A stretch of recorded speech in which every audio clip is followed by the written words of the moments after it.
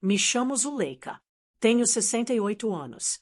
E até hoje, quando passo a mão no meu cabelo, ainda sinto o arrepio da vergonha, da dor e do trauma que carrego desde os meus 9 anos de idade.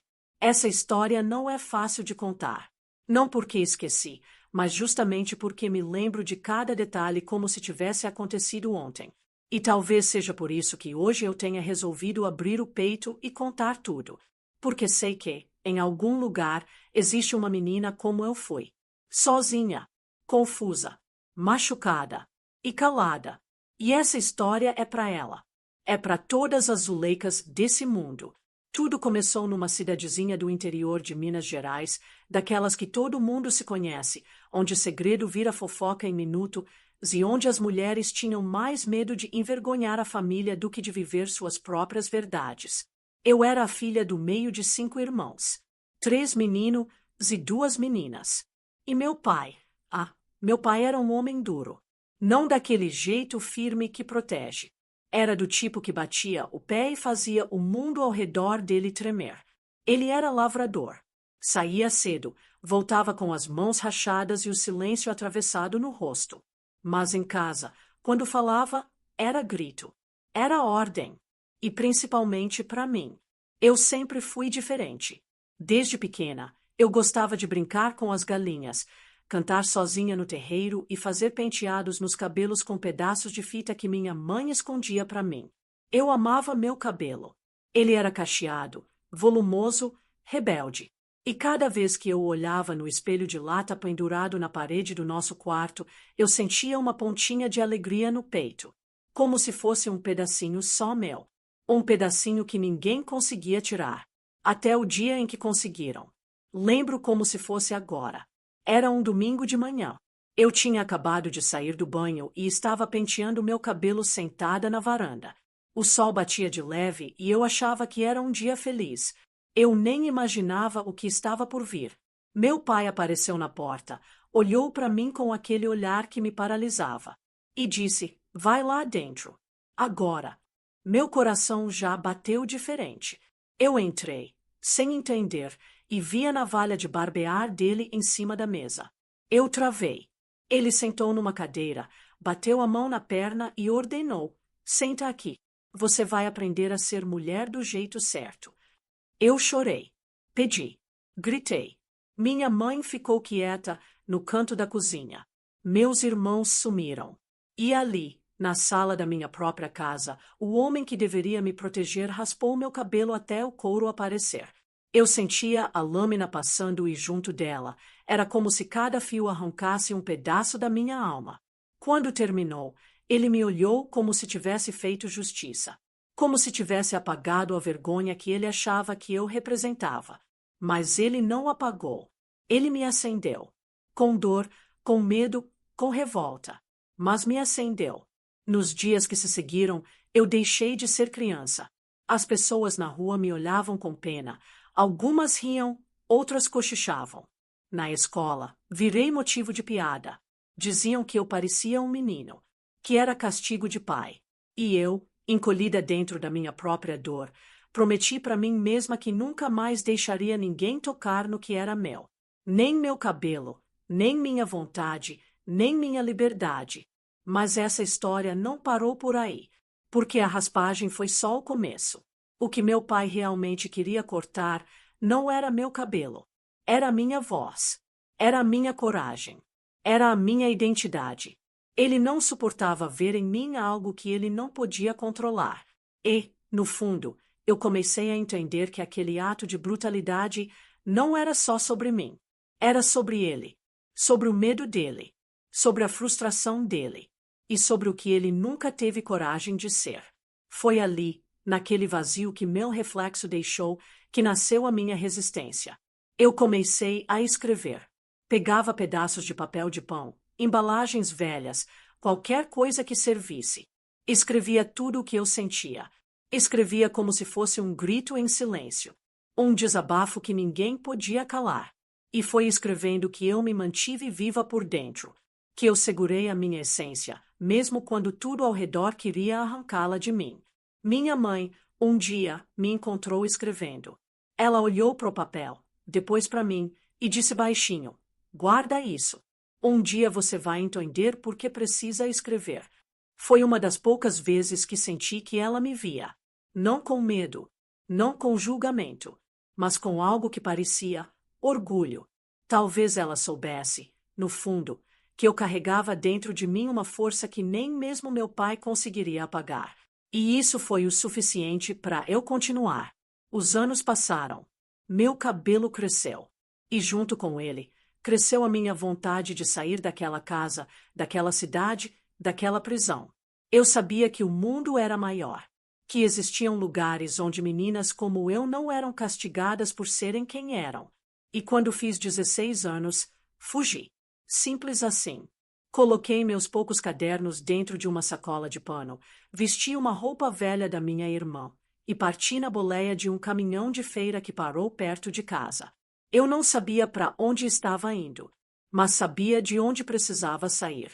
Foi em Belo Horizonte que tudo começou a mudar. Eu trabalhei de empregada doméstica, de babá, vendi bala no sinal. Dormi em pensão, passei fome, chorei escondida em banheiro de rodoviária. Mas nunca me arrependi de ter saído. Porque cada noite, difícil ainda era melhor do que viver apagada na casa do meu pai. E mais do que isso, cada pequena conquista era minha. Só minha. Foi numa dessas pensões que conheci Dona Rita, uma senhora que morava no quarto ao lado.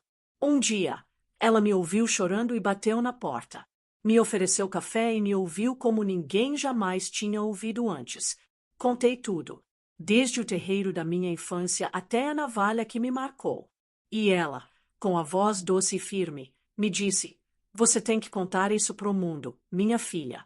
Tem muita menina por aí que precisa saber que dá para sair da dor e virar história. Histórias salvam. A sua pode salvar alguém. E ali, naquele quartinho apertado, nasceu a Zuleika escritora. Comecei a transformar minhas memórias em crônicas. Mandei cartas para jornais, participei de concursos, publiquei pequenos textos em revistas femininas. E cada palavra publicada era como se eu estivesse reconstruindo meu cabelo, fio por fio, só que agora dentro da minha alma. Mas a vida, como vocês vão ver nas próximas partes, ainda tinha muitos altos e baixos para mim. Porque feridas antigas não somem só porque a gente muda de cidade. Elas aparecem, cobram, sangram. E às vezes, até quando achamos que estamos fortes, a vida vem e nos testa outra vez. E foi assim que, mesmo depois de tudo, mesmo já adulta, voltei a encontrar meu pai e esse reencontro, que parecia impossível, mudaria tudo. Posso escrever agora mesmo. Anos se passaram desde que fugi da casa onde morei até meus 16 anos. E embora meu corpo estivesse longe daquele terreiro de dor e silêncio, meu espírito ainda carregava marcas. Não só por dentro, mas em cada gesto, em cada reação atravessada, em cada dificuldade de confiar nas pessoas. Eu me tornei uma mulher forte, sim. Mas por trás dessa força havia camadas e camadas de dor que ninguém via. E foi nesse caminho que, sem planejar, acabei reencontrando o passado que tentei enterrar. Meu pai, aquele homem que me raspou o cabelo como se quisesse apagar minha alma, apareceu de novo na minha vida, e não do jeito que eu esperava. Eu já tinha quase 30 anos. Trabalhava como auxiliar de biblioteca numa escola pública e à noite escrevia. Tinha uma vida simples, mas minha. Eu mesma pagava o aluguel, o pão, os livros. Conquistei cada coisa com o suor de quem recomeça do nada. Um dia, recebi uma carta. Era escrita com caligrafia tremida, sem remetente. Mas bastou ler a primeira linha para reconhecer quem era, meu irmão mais velho. Ele dizia que nosso pai estava muito doente, um câncer agressivo, já em fase terminal, e que, antes de morrer, ele queria me ver. A verdade, eu não sabia o que sentir. Durante anos, desejei nunca mais ouvir o nome dele. Eu achava que aquele homem já tinha morrido dentro de mim. Mas bastou uma única carta para tudo voltar. O som da navalha, o cheiro da sala, o grito preso na garganta. Pensei em rasgar o papel, fingir que nunca chegou. Mas alguma coisa em mim, Talvez o mesmo instinto que me fez fugir anos antes me empurrou para frente. E dias depois, eu estava dentro de um ônibus de volta à cidade onde jurei nunca mais pisar. Voltar foi como abrir uma ferida antiga e enfiar o dedo dentro. A cidade parecia a mesma. As ruas de barro, o coreto da praça, a igrejinha branca no alto da colina. Tudo igual. Mas eu era outra. E mesmo assim, bastou pisar ali para sentir aquela Zuleika de 9 anos apertar meu peito com força. Fui até a casa da minha irmã mais nova, a única que nunca me virou as costas. Ela me recebeu com olhos marejados e um abraço que parecia querer colar todas as partes quebradas de volta no lugar. E no dia seguinte, fui até o hospital. Ele estava magro, pálido, irreconhecível. O homem que um dia foi um gigante aos meus olhos agora parecia uma sombra do que já foi. Quando entrei no quarto, ele me olhou como se visse um fantasma. A primeira coisa que fez foi chorar. E isso, vindo dele, já era um terremoto. Eu não chorei. Eu fiquei em pé, firme, como uma árvore que resistiu ao pior dos ventos. Ele tentou falar, mas tossiu. Tentou sorrir, mas não conseguiu. E finalmente disse: "Você ainda lembra?" Eu respirei fundo e respondi: "Como esquecer?" Ele, então, começou a falar. Falou como nunca havia falado comigo. Contou sobre o medo que tinha quando era jovem, sobre a raiva que engolia e despejava em todos à sua volta, sobre como se sentia fraco por dentro e usava a força bruta para se proteger. Ele não pediu desculpas diretamente, mas cada palavra dele era um pedido de perdão sufocado.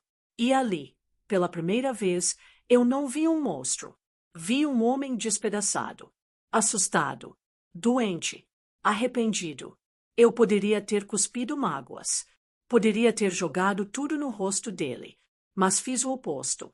Sentei na beirada da cama, segurei a mão dele e contei a minha parte da história. Falei sobre o trauma, sobre a vergonha, sobre os anos de luta, sobre como o corte do meu cabelo foi só o começo de tudo o que precisei enfrentar. Ele ouviu. Chorou mais. Disse que achava que estava salvando minha alma quando me puniu, que achava que estava me endireitando porque não suportava ver em mim algo que ele não compreendia. E então, finalmente, disse a palavra que esperei por toda uma vida: desculpa. Naquela hora, percebi algo que mudou meu destino. O perdão não é uma bênção que damos ao outro. É uma libertação que damos a nós mesmas. Eu o perdoei, não por ele, mas por mim, porque eu não queria mais carregar o peso daquele passado nas minhas costas. Eu queria ser leve, livre, completa. E naquele hospital, num fim de tarde morno, com cheiro de álcool e tristeza, eu deixei de ser vítima. E virei autora da minha própria história. Mas a vida ainda tinha outras viradas reservadas. Depois da morte do meu pai, que aconteceu poucos dias depois desse reencontro, voltei para Belo Horizonte com um caderno novo nas mãos. Um caderno com as anotações que fiz de tudo o que senti, ouvi e vivi naquela volta. E esse caderno, como tantos outros, virou um livro. O meu primeiro livro publicado. Chamava-se A Menina Sem Cabelos. E foi um sucesso. Não pela fama, mas pela verdade. Pela dor real que tanta gente carregava e nunca teve coragem de contar. Recebi cartas, e-mails, convites para entrevistas.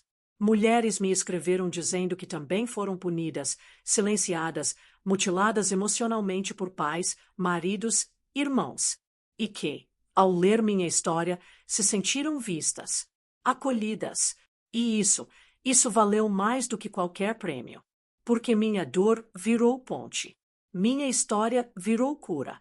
Nos próximos capítulos, vou te contar como esse livro mudou minha vida, como encontrei o amor de uma forma inesperada e como hoje, aos 68 anos, ajudo meninas e mulheres a reencontrarem sua própria voz.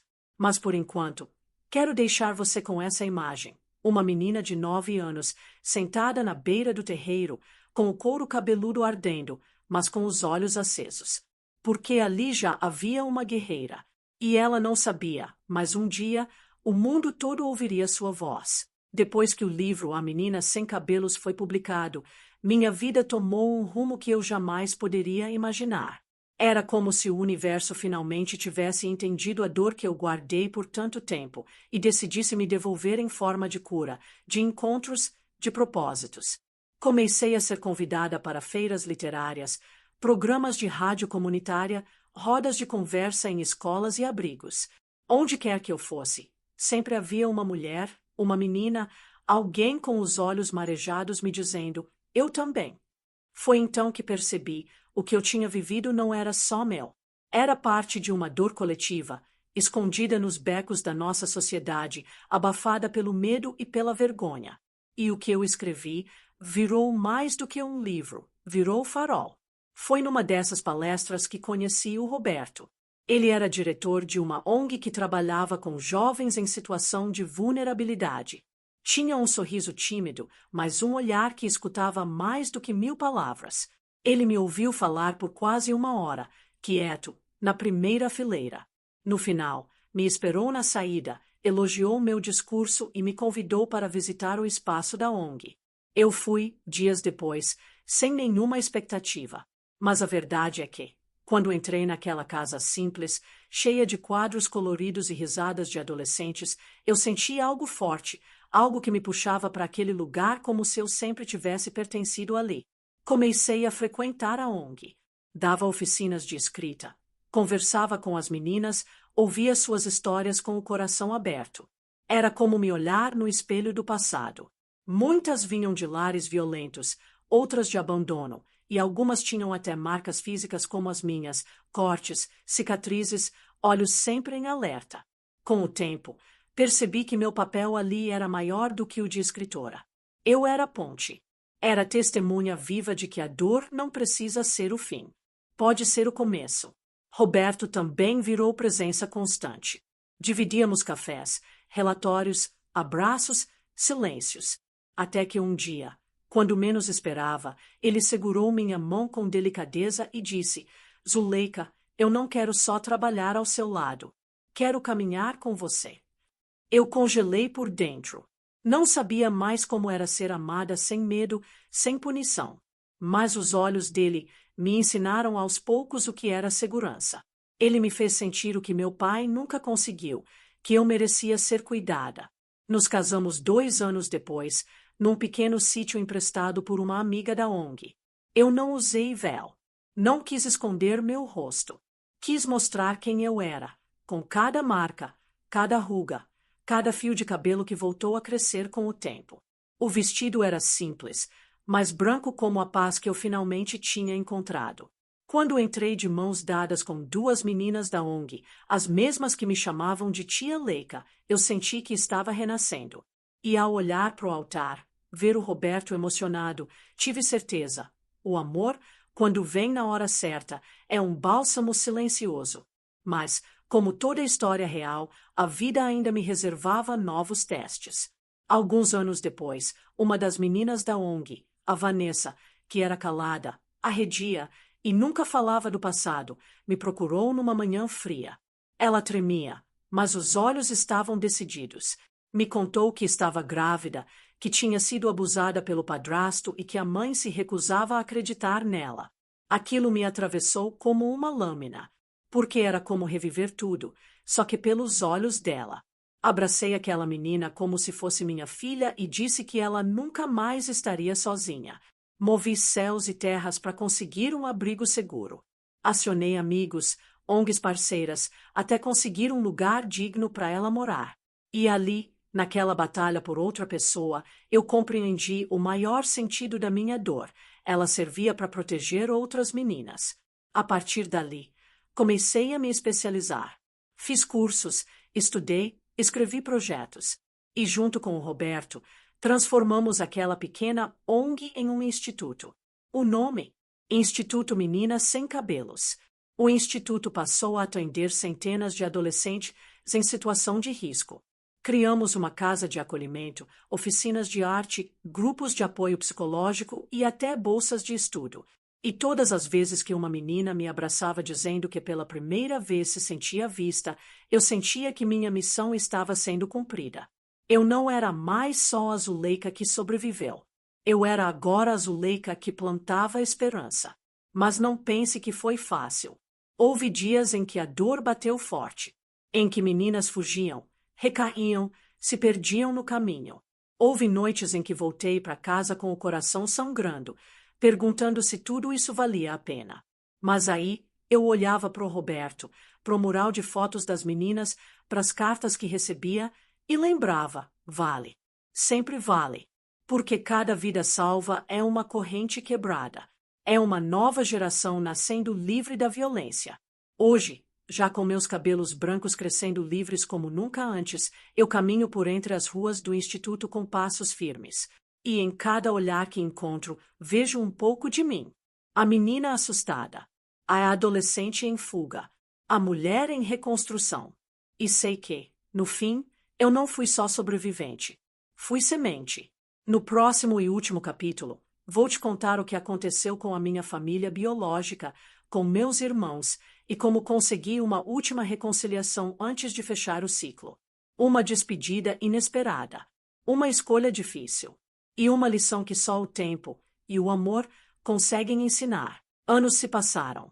O instituto cresceu. Meninas se tornaram mulheres, muitas reconstruíram suas vidas, e eu finalmente me sentia em paz. Mas havia algo que, silenciosamente, ainda pesava em meu peito. Um pedaço do passado que eu nunca havia tido coragem de revisitar. Minha família. Mais especificamente, meus irmãos. Sempre me perguntei o que havia acontecido com eles depois de tudo. Será que também haviam sofrido? Será que se lembravam de mim? Será que me culpavam por ter fugido? Essas perguntas moravam no silêncio entre uma palestra e outra, entre um abraço e outro. Eu dizia para mim mesma que aquilo não importava mais. Mas importava. Muito. Foi num domingo nublado que recebi uma carta. Sim, uma carta. Em tempos de e-mail e mensagens rápidas, ali estava aquele envelope pardo, com minha caligrafia de infância escrita na frente. Era do Antônio, meu irmão do meio. Eu tremia ao abrir. Ele dizia que havia me procurado por anos, que soube do instituto e da minha história por um jornal local. Dizia que sentia culpa, que se lembrava da noite em que meu pai raspou meu cabelo, que ouviu meus gritos, mas não teve coragem de abrir a porta. Disse que aquela covardia o assombrava até hoje e que, mesmo sem saber se eu o perdoaria, precisava dizer: "Me desculpa, Zuleika." Li aquilo em silêncio. As lágrimas desciam como se cada palavra abrisse uma ferida antiga e, ao mesmo tempo, a costurasse. Aquela carta foi como um espelho emocional, porque ali estava alguém que também tinha sido vítima, que também tinha carregado a dor, e que, como eu, queria recomeçar. Respondi. Escrevi tudo. Disse que não o culpava, que eu entendia, que naquela casa todos nós fomos feridos, alguns em silêncio, outros, como eu, em carne viva, mas que, sim, eu queria vê-lo. Nos encontramos num parque. Antônio estava com o tempo marcado no rosto, mas o sorriso era o mesmo. Nos abraçamos por longos minutos, e ali, sem palavras, choramos tudo o que ficou preso por décadas. Depois daquele dia, começamos a reconstruir o vínculo. Descobri que minha irmã caçula morava em outra cidade, que havia sido criada por uma tia distante. E, num gesto que o destino parecia ter aguardado o momento certo para oferecer, ela também nos procurou meses depois. Os três sentados em uma mesa de madeira, num domingo de sol, rindo, lembrando de uma infância marcada por cicatrizes, era algo que eu nunca imaginei viver. Mas a vida tem dessas surpresas. Nem todas as feridas viram traumas eternos. Algumas viram pontes. E foi ali, entre abraços e memórias, que decidimos: iríamos visitar nosso pai. Não para reatar, não para conviver, mas para encerrar. Ele vivia numa casa simples, afastada, sozinho. Quando abri a porta do portão, senti o cheiro do passado. A terra batida, o silêncio que gritava. Ele estava doente, magro, com o olhar perdido no tempo. Nos reconheceu. Chorou. Pediu perdão. Disse que era um monstro, que se odiava por tudo, que o tempo não o perdoou. Eu ouvi. Fiquei em silêncio. Me aproximei e disse: eu não te perdoo porque você merece. Eu te perdoo porque eu mereço paz. Ele chorou. E eu, naquele instante, percebi: perdão não é esquecimento, é libertação. Depois desse dia, voltei para casa leve, como se uma pedra tivesse sido retirada do meu peito. Era como se o ciclo finalmente tivesse se fechado. Me sentei na varanda com o Roberto, segurando uma xícara de chá, e disse: agora eu posso descansar. Ele sorriu, e eu entendi que descansar não é parar, é caminhar sem peso. Hoje, aos 72 anos, sigo escrevendo, sigo palestrando, mas também aprendi a cuidar de mim, a ouvir o corpo, a respeitar o tempo. O instituto é agora comandado por uma das meninas que ajudei, a Vanessa, aquela mesma que chegou grávida e ferida. Ela se formou em psicologia e hoje é referência. Isso me enche de orgulho. Me mostra que cada semente plantada floresceu. E talvez essa seja a maior lição da minha história. Que mesmo arrancando os fios da nossa dignidade, mesmo tentando nos calar, mesmo nos rasgando por dentro, a alma da gente encontra um jeito de florescer. Eu fui raspada, fui calada, fui invisível, mas nunca fui destruída.